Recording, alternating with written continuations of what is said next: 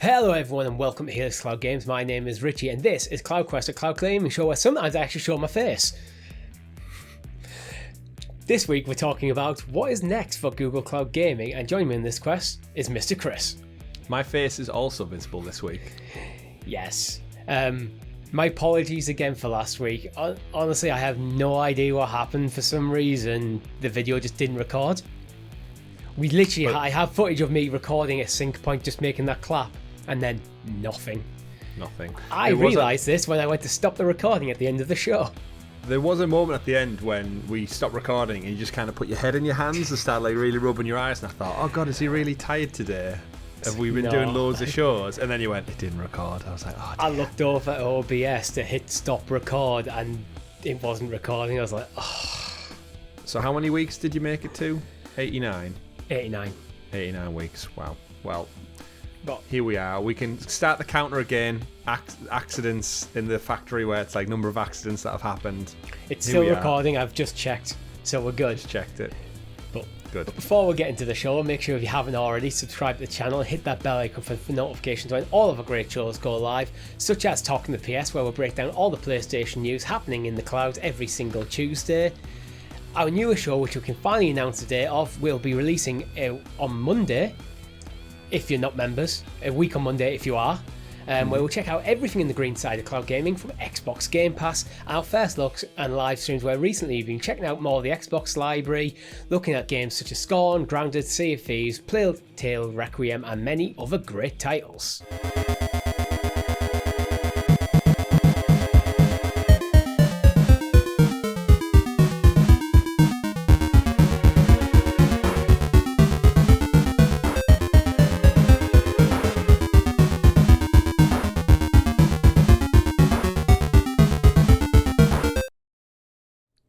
So Chris, another episode where I'm going to start the main topic by saying Stadia is dead.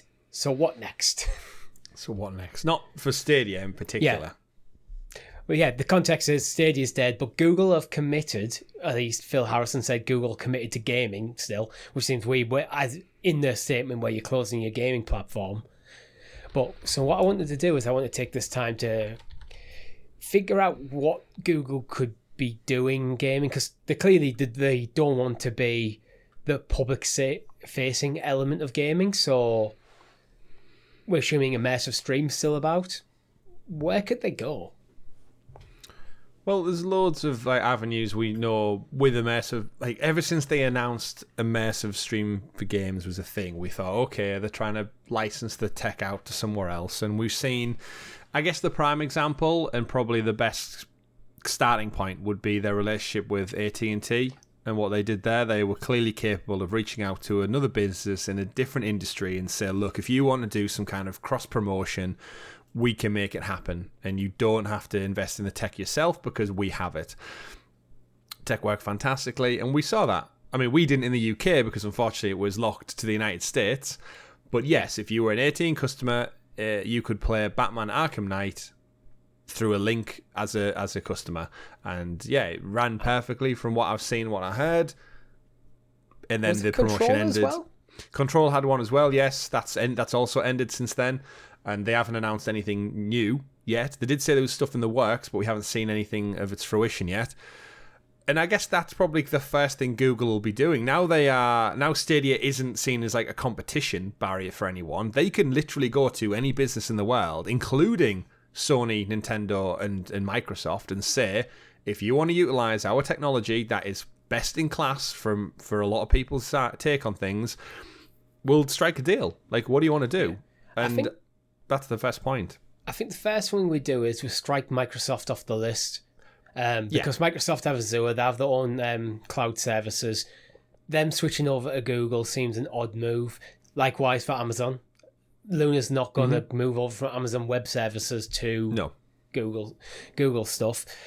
They're pretty much just off the list. But I think now Google aren't their own platform. At least Stadia is their own platform. This is a very appealing proposition for any company, for me, willing to get into cloud gaming, because we've now both played XPass, that's the name of the show, Xbox Cloud Gaming, quite a bit, and your impressions? I think it's the same as mine. It's not as good as Google Stadia. No. And there's video evidence. If you go watch my first looks at Plague Tale Requiem and our first looks at Sea of Thieves, my first and then look also at Scorn. Your first look at Scorn. There is this significant... weird, like, trace kind of like scanline thing going on. It's like a screen refresh. It's a refresh rate that seems to happen in real time, and you can see it's almost like in Star Wars when they do the transition swipes from scene to scene. Yeah, it's quite as obvious as that. Very slowly just goes from top to bottom down the screen. Mm-hmm. I've seen a lot more things like compression artifacts. I noticed this when we were playing Grounded at night. At night, the blacks just went blocky and horrible, like where Stadia handles HDR really quite well. Like Stadia, I never had that issue with dark scenes in Stadia, so there's a long way for Xbox Cloud Gaming to go. So it's best in class tech, and you'd be stupid to just chuck that out. Yeah, and they don't seem to have any intention to do that. Again, Phil Harrison said like the team that they're fueled by passionate gamers and stuff, and maybe the team will carry the work forward in other parts of the company. Groundbreaking work, foundational streaming technology are a few of the other buzzwords Phil Harrison flung out there. And yeah, they would be foolish to throw it all away. I mean, Dream, Richie, we did a whole episode on this many, many months ago now, when you remember to hit record on the video feed. And if you remember, we spoke about who could partner with them. And for me, it was like Nintendo every day. Yeah. If they could harness their amazing back catalogue of games and the portable form factor of the Nintendo Switch, it's almost like a match made in heaven. My thought is I love the idea of Nintendo, because Nintendo are already dabbling in like cloud gaming to bring things like I think Control and a few other titles that escape. All the Resident Evil games have just got their announcements to bring these games to the platform, so you can have what is, you could argue, is an underpowered platform, but then you can also get the latest and greatest AAAs through the cloud. And immersive stream seems to be a good fix for that. Absolutely. I have issues with Nintendo. I think, one, I don't think the cloud gaming offering they have is very good based on my experience when I've used it and other people's anecdotal experience. I think a big problem, though, is the quality of the network card within the Switch. I don't think it hits the speeds and the reliability that you need, because Nintendo's online offering in general is often being criticised for things like latency. It's not up to standard. I don't think the Switch in its current guise is good enough really to get the best out of cloud gaming. Not at all. Good thing we're getting a Switch Pro next year with the new Zelda game, though, eh? A Switch, yeah, that could be the solution, to be honest. Going, you know what, Nintendo, we're going to go more into cloud gaming. We're going to update the network cards. That way we don't have to put a huge, big improvement in the GPU and CPU. So we can put a better network card in. We can use cloud gaming to bridge the gap a bit, to extend the life of the Switch before they're ready to bring out the next true generation of Nintendo platform. Yeah, well, that's always been the problem with handhelds, full stop, is that because of the nature of the small form factor, they are inherently behind on the hardware that runs the consoles. Which is fine, if the games are good enough. We have, and that's kind of inevitably led to the demise of the PSP, the Vita, and this kind of Switch is the only one that's kind of bumped that trend. Where it's like, oh, actually, you know what? The games might not be as graphically good, but Nintendo put such a backing behind it that they don't need them. Like, let's face it, you have Call of Duty, biggest game every year, undoubtedly. Grand Theft Auto, one of the biggest selling games of all time. They're not available on Switch, and yet it's not stopped Nintendo from selling hundreds of millions of Nintendo Switches. So there is something to be said about what they're able to do, but they are still, like, if they could add that on top of a cloud offering of AAA titles, it means parties like EA and Ubisoft who can't put their tech on it because it's holding them back. There's a big conversation at the moment about the Series S holding back video games. What the hell's the Nintendo Switch doing? If the Series S is holding the games industry back, the Switch must be an anchor that's dragging across the seabed, trying to really, really push some of its titles to the most optimal. Like, are you worried for the new Zelda game not being anything more than the last one because of the nature of the Switch that it runs on? Yeah.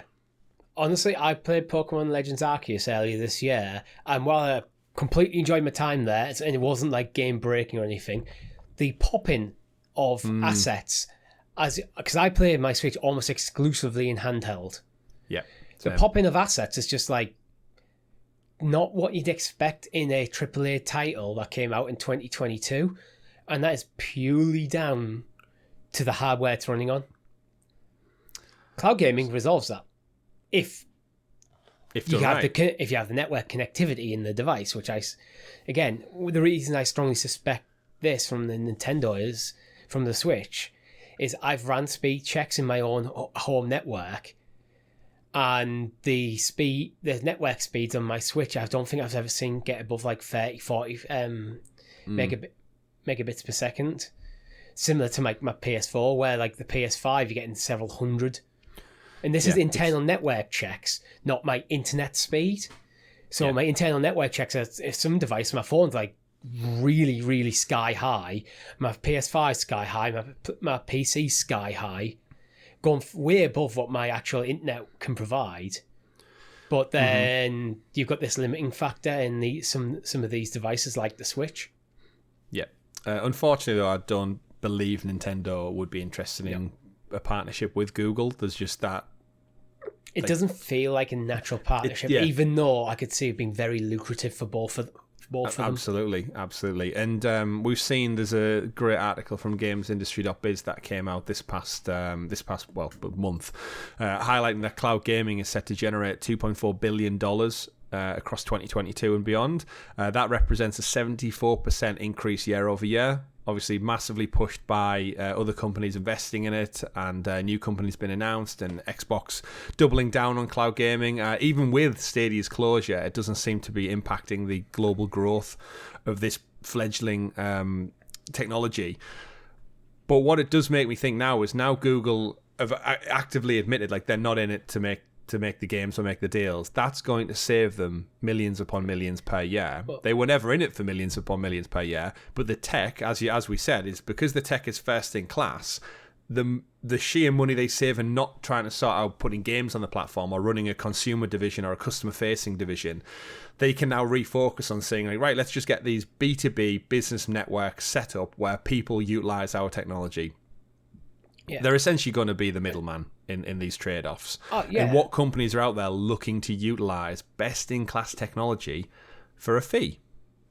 And I look at other companies and I think, actually, I don't think it will happen, but I do believe Apple could benefit from it. Apple, of course, don't benefit like Amazon and Microsoft do. They don't have an Azure, they don't have an AWS, but they are one of the biggest tech companies in the world with a very lucrative storefront selling games.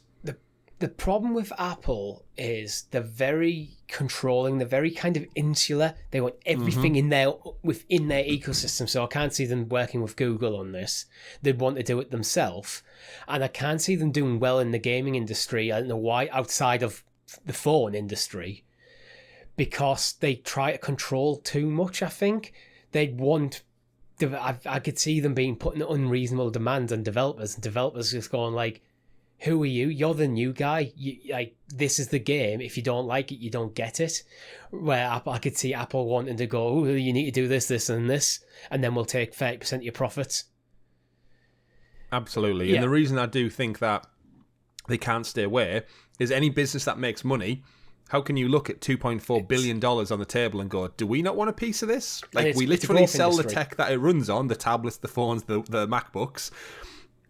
Do we not want in on this at all? And the head honchos over at Apple go, well, we kind of need to do it ourselves. And then Google are like over there going, look, we folded. We said we want nothing to do with selling video games, but here's our tech. And I think a similar thing, it goes back to Nintendo. I think Apple are too proud to work with Google on that, which is why I think we need to lower expectations to maybe smaller companies or companies maybe not known for this kind of thing.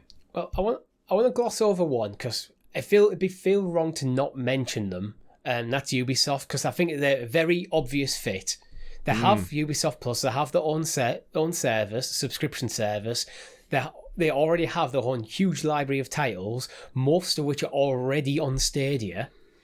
Yeah, Immersive Stream is an easy fit for them. If they wanted to go do it and have a do it themselves, a self option where they can have these games running on your phone through like things like a Kishi that already exists in Google Stadia or on a PC, so it gets this storefront untied to PlayStation, Xbox, and like things like Steam and the Epic Game Store, it's a good fit, and they've already got that working relationship. So I'd be very surprised if that doesn't happen. Yeah, I completely with you on that one. And that kind of existence of Ubisoft and EA and all these third-party companies, they're always beholden to giving some of their products over to the platform holder. And time again on the Sounds of Stadia podcast and on Talking the PS and CloudQuest, we've said Ubisoft are building their entire back catalogue into Ubisoft Plus.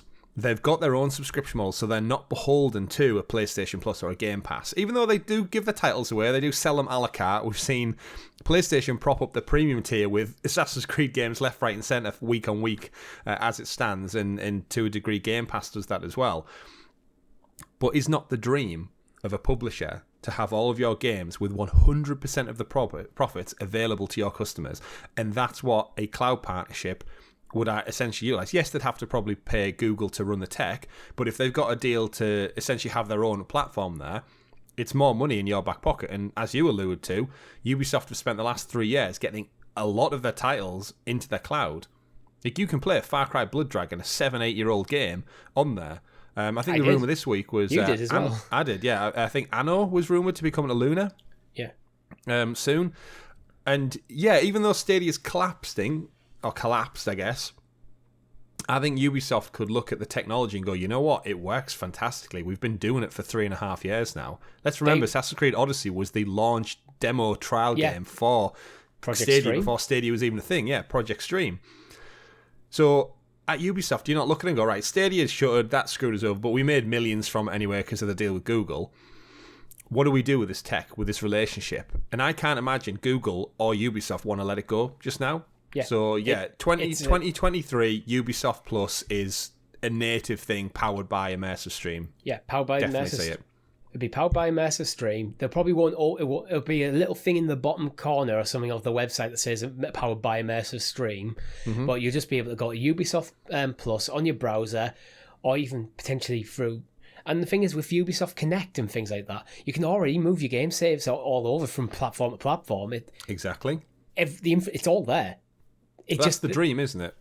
I wouldn't be surprised if right now, when you're sat there at home listening to this or on your car on the way work, Google and Ubisoft are talking about this deal. Absolutely. It's that much of an obvious fit. Yeah, completely another obvious fit, I think, is one that is Outright Games. Focus on a younger market, which could be a benefit, actually, if they get like these kind of more younger person-centered games. They could, through Immersive Stream, put them on phones, put them on tablets, or you just have, you have like a Ubisoft Plus style subscription service. So if you're a parent, you pay X amount of money a month, a couple of pounds a month, and you get access to all these games.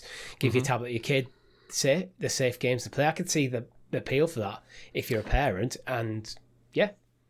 Yeah, well, it's kind of Amazon's family channel embodied into just one publisher. So in Outright Games, like, we praise them time and time again, saying they're bringing family-friendly titles to the cloud with lowest barrier to entry. And if you're out there, we've done whole episodes about it on this show, with saying some that big IP actually. Yeah, they do. They have those like they almost do the movie TV tie-ins that we don't see much of anymore. Yeah. But yeah, if you're a parent and with the smart TV accessibility. Obviously, Stadia runs on LG TV, Samsung TVs, the Samsung Gaming Hub. But as we fast forward 2 or 3 years, the gamers, the kids that they're focusing on, the family-friendly titles, that's the audience that they become synonymous with cloud gaming, and they just expect stuff instantly. Their Netflix, all the shows they watch, instant. All the music they listen to, instant. Video games, that should be instant as well. That's what cloud gaming benefits. So yeah, publishers could do it as well. You've just mentioned something I hadn't thought of, actually. All these TVs where Stadia is now built in, you can just... Theoretically, Immersive Stream's already there. So Outright Games, it should be theoretically very easy to get an Outright Games hub on there. Yeah, you essentially just relaunch the Stadia app, take away the Stadia logo, and put on an Outright Games logo or another publisher's logo. There'd be some stuff to do, like developing your own app, but the groundwork is already there. Where do you want to go? Well, it should just be an overlay, right? Yeah. I want to move on to an interesting one actually next, and that's Bungie. because we've theorized in the past how PlayStation's cloud offering is worse than Microsoft's in terms of performance. Indeed. It's above Nintendo's, though. It's above Nintendo's, beneath Microsoft's, way below Stadia's. Bungie have got a very good working relationship with Google, and in fact, that Stadia became part of their routine workflow for Destiny. It did. That's very interesting to me, and what they might want to do. Now they're getting bought by Sony. Could they bring that tech to the rest of the Sony family? Well, yeah, before Stadia's closure was announced, we said even though Sony now own Destiny is one of, to this day, the best performing titles on the platform. It was the first game that I booted up on my TV with Stadia and thought, holy shit, I'm playing Destiny 2.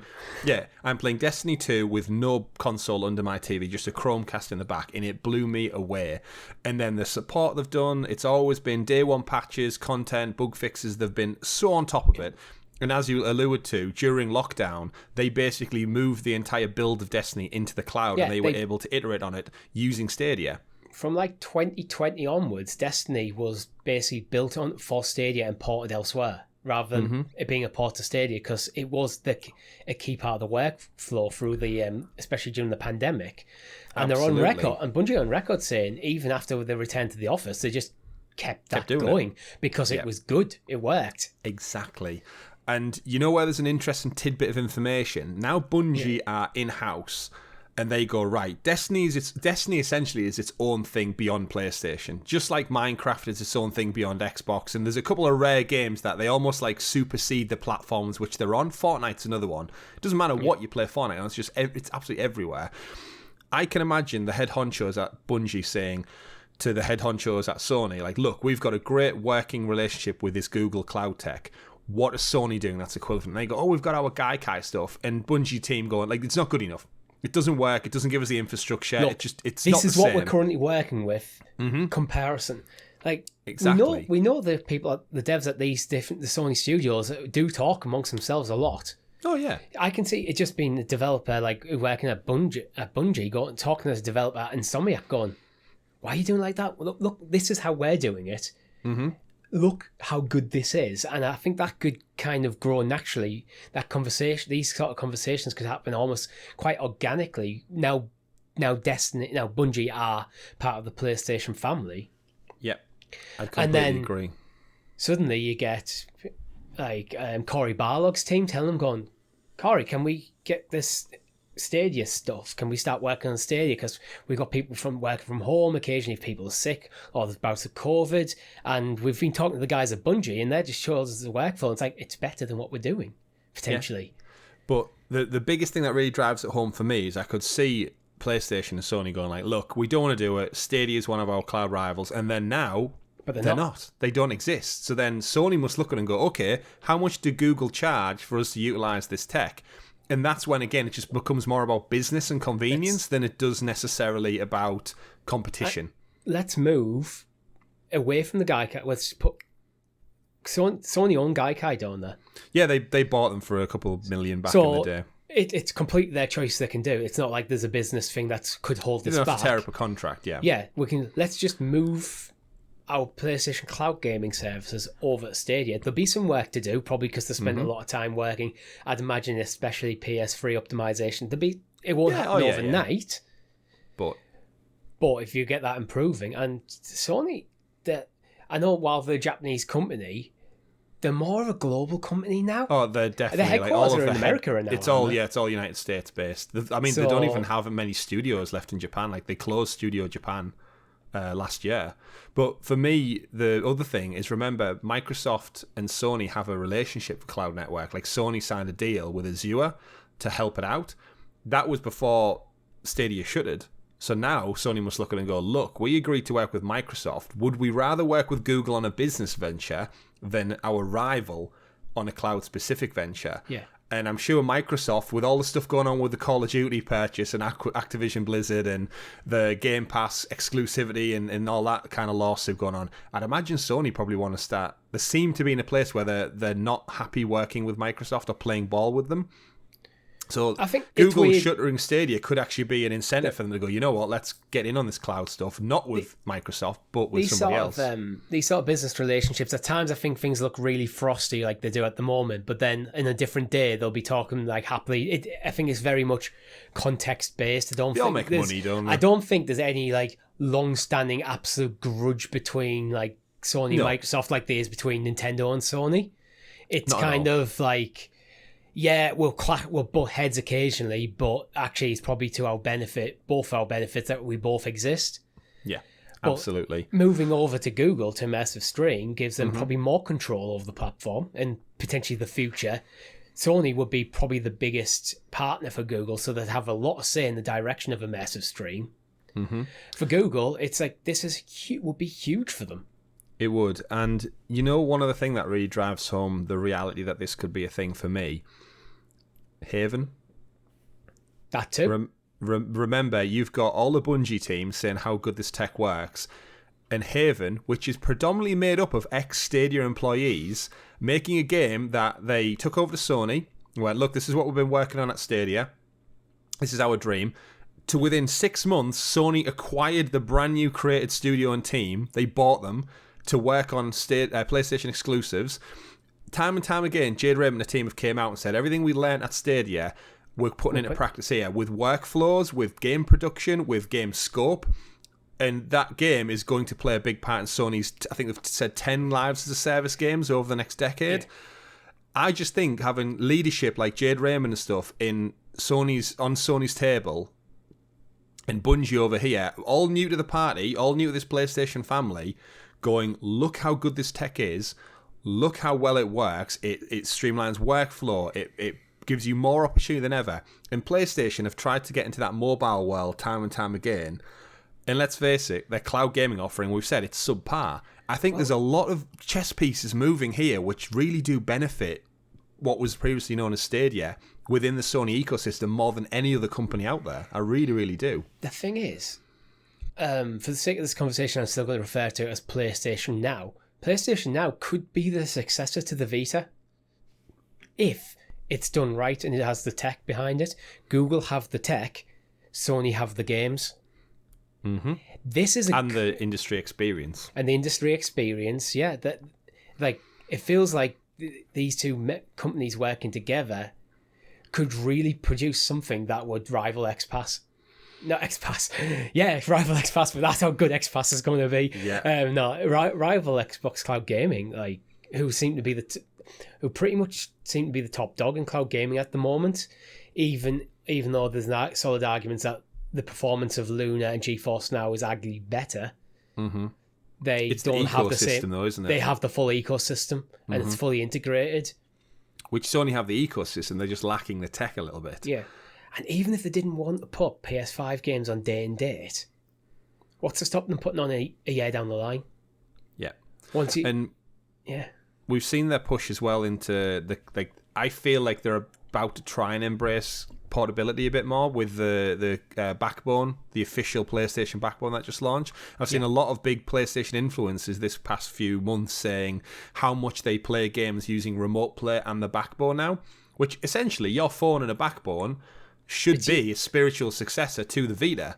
And this is a growth market. It feels like a market that died off, portable gaming. Mm-hmm. But it seems like you've got the Steam Deck out there now. You've got Razer bringing out things. Logitech G Cloud. Logitech are bringing out stuff.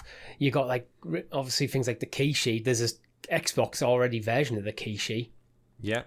The Switch selling millions upon millions still. Portable gaming is making a comeback. But it's making a comeback by not being games specifically developed to be played on the go. These are modern AAA games that you can just play wherever you are. Absolutely. It's the dream of portable gaming. Yeah. I just like the thought of playing anywhere. Like it's the sheer convenience of just like, I'm not beholden to one room in my house to enjoy AAA games. I can start there maybe, but then if work or family or responsibilities, well, you know what, I'm just feeling tired and I'd rather lay down in bed instead to play games. But I can take that journey, that adventure with me. Yes, it's not going to be the best service. I am well aware my big 4K TV and the console hardwired locally is better. But you know what?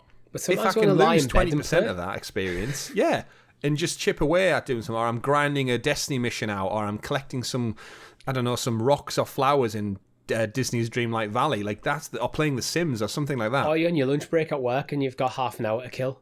Just a quick football game on FIFA. That's the convenience gaming should have to it. And cloud gaming, we've said time and time again, Richie, for 3 years now, that's what elevates it, is its AAA quality without the need of the tech. I've played games on my phone, VR experiences where my phone overheats to the high heavens because of just how much it's trying to push the chipset inside. You don't have that with cloud gaming. Well, phones don't have good cooling, like they're fully sealed. I mean, they're water resistant to like IP68 upwards now, so I just think, there's a lot to be said, and there's a lot of companies out there right now. Now, yes, it's shit, Stadia's gone, us big fans, boo-hoo, but it could spur another cloud gaming race of saying, like, right, who wants in on this new rising industry worth absolutely billions in the years to come? And you got to spend money to make money, and all these tech companies out there who have either IP, franchises, or they dabble, they've got to be looking at this tech going, we could do something with this, guys. Reach out to Google, see what the price structure is. Let's do it. Like, for all we know, EA could launch something next year that puts FIFA on every device you could possibly own, and it costs them pennies compared to what it would to sell it on PlayStation and Xbox a la carte. Google effectively now negotiating from a weak position because they've got this tech, they've invested a lot of money into this tech. Stadia's done, so they're not getting money from that. In fact, they're about to give a huge refund out, so they're making even more of a loss than they already were on Stadia. They want Google, the corporation, the publicly traded. They want to make some money back somehow. So how do they do it? Like, so they're at a weak position. They need to use this tech. They need to get people on board. And if you're like a big company like an EA, or Bungie, or Disney, or, well, I say Bungie, I mean Sony, a Ubisoft, or even like Nintendo's, like, you could come in and they might be willing to drop the rate, negotiate. You could potentially negotiate the rates down because, like, if you're Sony and you're coming in, you've got to go and look, this is our view for how we're going to use your tech. Google might be going, if we can drop our rates and that compared to if it was like I don't know, AT&T, who were just going to chuck a few things out there, make a bespoke deal with Sony, because actually, if this is a long-term business thing, these guys are pretty much one of the pillars of the industry. We're going to make a lot of money over a long period of time if we get this deal over the line. That's the same with Nintendo, same with Ubisoft, same with EA. That's all. This goes on and on. Absolutely, and you just need to reach out and make those deals. Rockstar. Imagine if Grand Theft Auto 6 launches on the cloud exclusively on a Rockstar cloud server. Yeah. You can just play GTA 6 anywhere you want, and Google won't get a shout out. But you know what? Red Dead Redemption 2 runs fantastically on Stadia. Do Google care about the shout out now? Surely at this point, because of them being banned on Stadia and the public backlash around that, Google probably want to move back in behind the scenes on this now. Don't stick the head above the parapet. Just like, we're going to work quietly behind the scenes. We're going to be the company that everyone comes to run their services. Yeah. Rather than being the guy stuck up front. There's definitely some big hitters out there, though, that could literally reach out to and say, what are your thoughts? What are your things? Like, let's workshop this. And I do think, like, if something like GTA 6 launched on every platform, you can buy it on your PlayStations. But if you want to play it on the go, it's there, and it's powered through Rockstar Cloud exclusively. Well, even more telecoms companies. We've mentioned AT&T. There's other telecoms companies all over the world who could do something similar. Yeah, partnerships, promotions. Buy this phone get a new contract with this company. You get your phone. We'll throw in the key and you'll get these games just ready to go. It's crazy. But yeah, we know Immersive Stream isn't going anywhere, but I am very intrigued, to say the least, to see where it will go next. It's going to be very interesting. We'll definitely hopefully we'll come back to it in a future CloudQuest. But that's all we've had time for this week. If you've liked the video, hit that like button and consider becoming a member. For as little as 99p, we can get early access to this show, along with other stuff. If you've got an idea for a topic you want us to discuss, let us know in the comments of this video or in our Discord server. Where do you think immersive stream will pop up next? Let us know in the comments. Thank you very much for watching. My name's been Richie. I've been Chris, recording the video just in case Richie forgot this week. Are you really? It was still recording? I am, yeah. Just as a backup, I thought I'll hit record just in case. I showed you the footage. My hands were nowhere near. I believe you. But either way, I thought I'll do a backup. I said quest completed. Goodbye.